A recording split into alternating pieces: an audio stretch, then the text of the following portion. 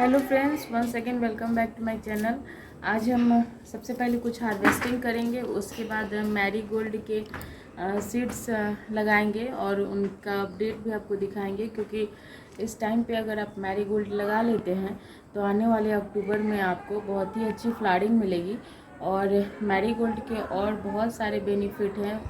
उनसे अगर मैरीगोल्ड को आप लगाते हैं तो उनकी मिट्टी जो है दिन प्रतिदिन कैसे अच्छी बनती जाती है, तो ये हम आपको बताएंगे। उससे पहले कुछ हार्वेस्टिंग कर लेते हैं, फिर चलते हैं।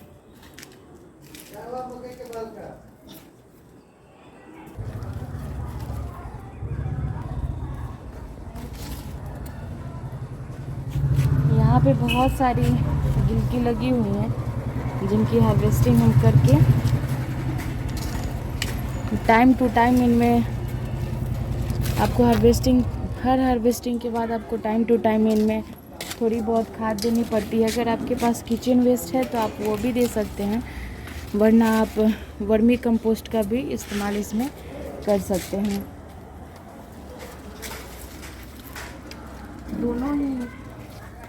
दोनों ही प्लांट के लिए काफ़ी अच्छे होते हैं, वर्मी कंपोस्ट या किचन वेस्ट कंपोस्ट।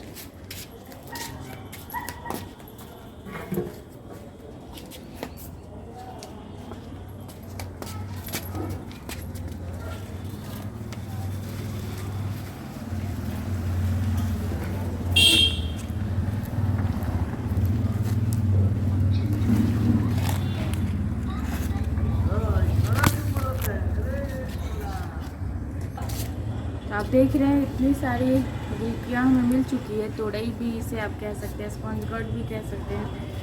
उसके बाद हम चलते हैं मैरीगोल्ड के कुछ सीड्स लगाएंगे, अपडेट के साथ आपको बताने वाले हैं। तो चलिए आगे चलते हैं।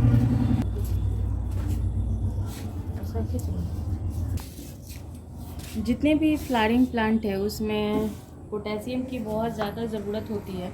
तो अगर आपके पास वक्त की कमी है, हमने जितने भी प्लांट्स है उस पर ऐसे ही अप्लाई किया है बनाना पील फर्टिलाइज़र को, क्योंकि मेरे पास वक्त थोड़ा कम होता है।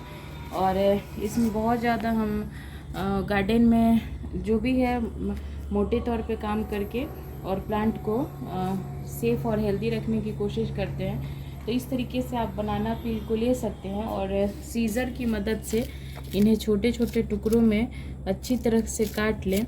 उसके बाद से आप इन्हें मिट्टी में सिंपली दबा देंगे तो ये स्लो रिलीजिंग फर्टिलाइज़र का काम करता है।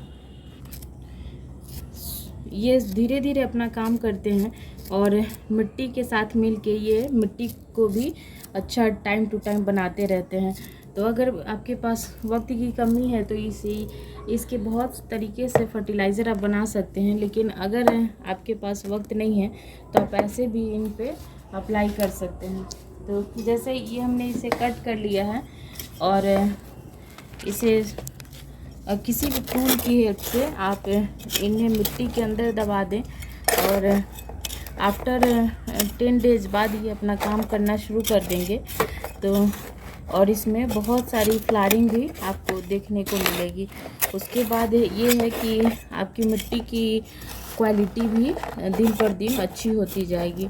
और इसमें ये जब आप 2 to 3 मंथ बाद देखेंगे तो इसमें आपको नज़र नहीं आएंगे और ये मिट्टी में अच्छे कंपोस्ट बनकर रेडी हो जाएंगे। तो आप चाहें तो इस तरीके से भी इस्तेमाल कर सकते हैं, और नहीं तो अगर आपके पास बहुत ज़्यादा टाइम है तो आप इनका ड्राई करके इन्हें आप ग्राइंड करके भी इसमें 1 टेबल स्पून हर गमले में आप डाल सकते हैं, या आप इन्हें पानी में भी डाइल्यूट करके 24 आवर के लिए या 6 to 7 आवर्स के लिए भी आप इन्हें रखेंगे तो काम आ जाएगा। और पानी में से डाइल्यूट कर लें। उसके बाद जैसे 1 गिलास पानी में एक छिलके को रखा है तो इसमें 2 गिलास पानी मिला के आप किसी भी फ्लावरिंग प्लांट को दे सकते हैं। तो ये आपके प्लांट में हो रहे पोटेशियम की कमी को पूरी कर देगा। तो इस तरीके से बनाना पील का भी आप इस्तेमाल करिए। हमारे किचन में जो भी चीज़ें होती हैं वो कोई भी वेस्ट करने लायक नहीं होती है, तो आप चाहे तो अपने गार्डनिंग में आप इनका इस्तेमाल आराम से कर सकते हैं।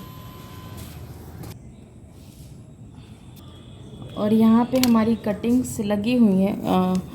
यहाँ हमने कटिंग्स लगाई थी लगभग 1 महीने पहले, और ये देखिए कितनी अच्छी इनमें रूटिंग हुई है और ये अच्छे प्लांट बनकर निकले हैं। और तो इन्हें हम सेपरेट कर लेंगे और आने वाले सीज़न में, विंटर सीज़न में ये खूब फ्लावरिंग देंगे। और जब जैसे ही हम इन्हें सेपरेट करेंगे तो इनमें ग्रोथ भी अच्छी हो जाएगी और ये आसानी से बढ़ पाएंगे।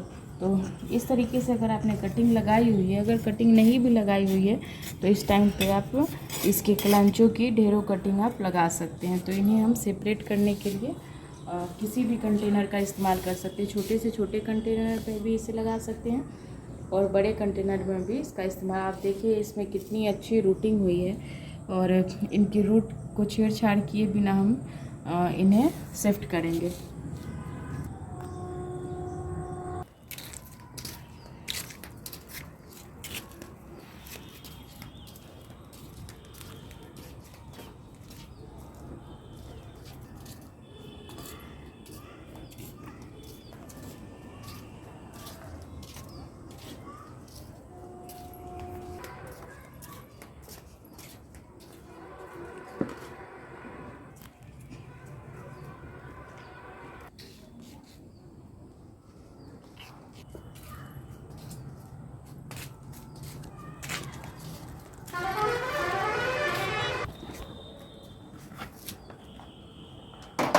अगर आप किचन वेस्ट का इस्तेमाल कर रहे हैं डायरेक्टली प्लांट पे, तो आपको इस बात का ध्यान रखना होगा कि इसमें फ्रूट प्लांट नहीं रखेंगे, उसके छिलके नहीं रखेंगे, क्योंकि फ्रूटिंग प्लांट्स में चींटियों के आने की पॉसिबिलिटी रहती है।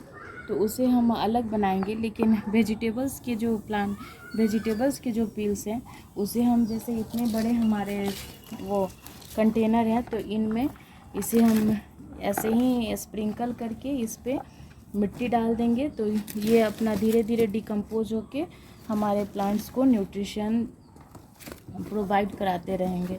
इससे क्या होगा कि हमारे प्लांट में फ्रूटिंग और फ्लावरिंग कंटिन्यूसली होते रहेगी और हमें अलग से किसी भी कंटेनर की ज़रूरत नहीं पड़ेगी। और जो भी ये बनाना पील्स हैं इन्हें हम अलग, जैसे गुड़हल के प्लांट हो गए, उनमें भी हम इनका इस्तेमाल कर सकते हैं।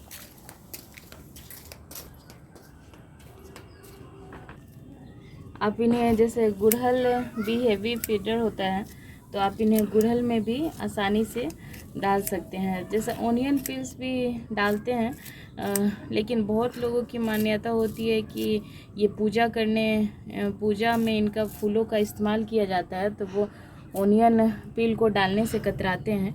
तो आप गुड़हल में यूज़ कर सकते हैं। अगर आप ऑनियन के या लहसुन वगैरह के पील को आप नहीं डालना चाहते हैं तो आप बनाना पील का इस्तेमाल आप आसानी से कर सकते हैं।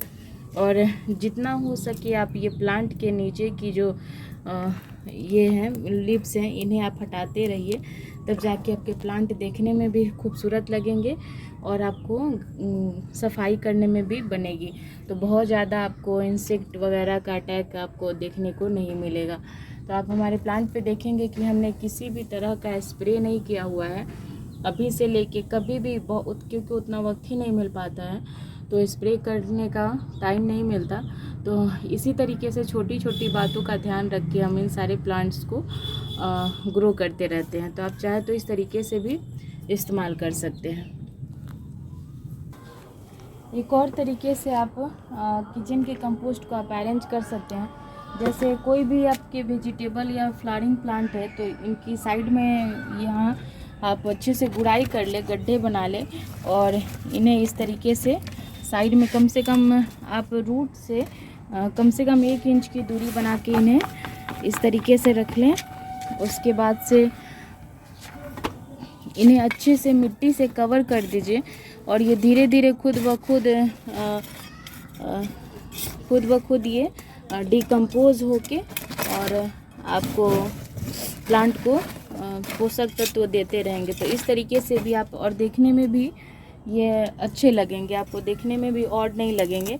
तो इस तरीके से भी आप किचन कंपोस्ट को अरेंज कर सकते हैं और बहुत ज़्यादा आपको झंझट की ज़रूरत नहीं है।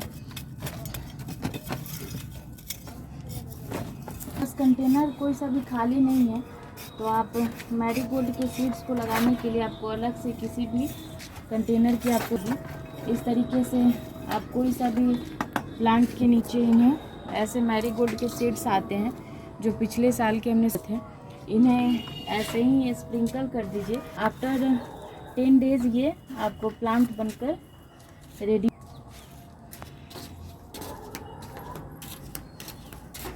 10 से 15 दिन के अंदर में इस तरीके के आपको प्लांट बनकर निकल जाएंगे।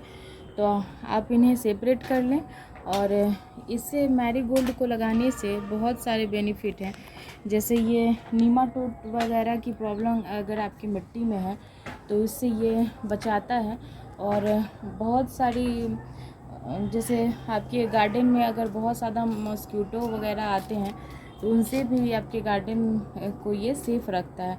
तो अभी से ही आप मैरीगोल्ड के सीड्स को लगाना शुरू कर दीजिए ताकि ये अक्टूबर मंथ आते आते आपको गार्डन में अच्छी फ्लावरिंग आपको मिल सके और आपका गार्डन ऐसे सूना ना लगे। तो चलिए, हमारी वीडियोज़ अगर आपको पसंद आती हो तो इस चैनल को लाइक शेयर एंड सब्सक्राइब कीजिएगा। और एक बात और है कि जैसे कोई भी वीडियो आप देखते हैं तो आधी अधूरी जानकारी ख़तरनाक होती है, तो आधे नॉलेज लेके और फिर से कमेंट करना वो अच्छी बात नहीं है। तो अभी मेरे वीडियोस पे तो नेगेटिव कमेंट नहीं आते हैं, लेकिन ऐसे पूरी वीडियो देखेंगे तो आपको तब समझ में सारे प्रोसेस समझ में आएंगे। तो चलिए मिलते हैं फिर अगली वीडियो में। Thanks for watching.